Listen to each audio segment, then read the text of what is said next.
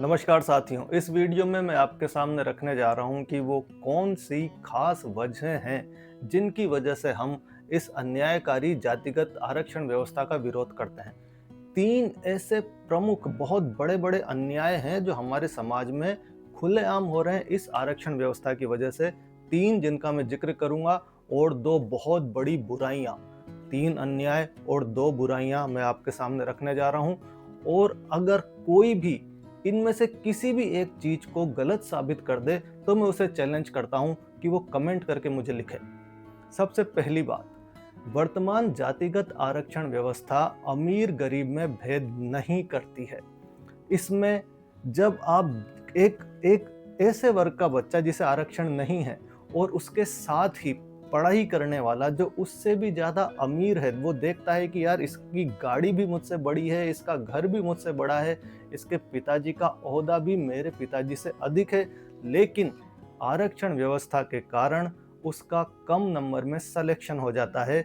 ये बहुत बड़ा अन्याय है जो चिल्ला चिल्ला कर बोल रहा है, पूरे देश में ये व्याप्त है।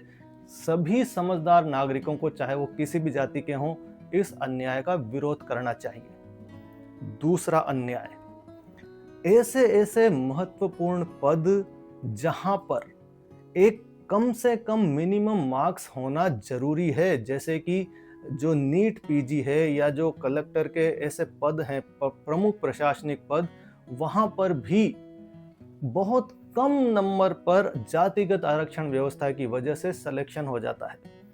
इसलिए इसका विरोध करना अत्यंत आवश्यक है। ये बिल्कुल अन्याय है पूरे समाज के साथ, पूरे देश के साथ। और तीसरी चीज वो है रोस्टर प्रणाली, यानी कि जो जनरल वर्ग का थोड़ा सा, कहीं 40% या कहीं 50% जो जनरल बचा है, उस जनरल में सभी जातियों के व्यक्ति आ सकते हैं। तो जो आरक्षित वर्ग के व्यक्ति हैं उनका प्रतिनिधित्व जनरल में पर्याप्त हो जाता है, खासकर ओबीसी का, लेकिन फिर भी उनके लिए अलग से कोटा निर्धारित है।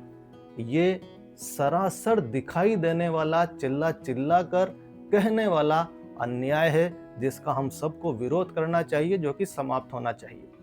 अब मैं आपको बताता हूं 2 बहुत बड़ी बुराइयां जो इस वर्तमान जातिगत आरक्षण व्यवस्था की वजह से हम देख रहे हैं, जिनका खतरा महसूस कर रहे हैं। और उनमें सबसे बड़ी है, समाज में ये जो जातिवाद है ये मजबूत होता जा रहा है। हम सबकी मानसिकता जातिवादी होती जा रही है।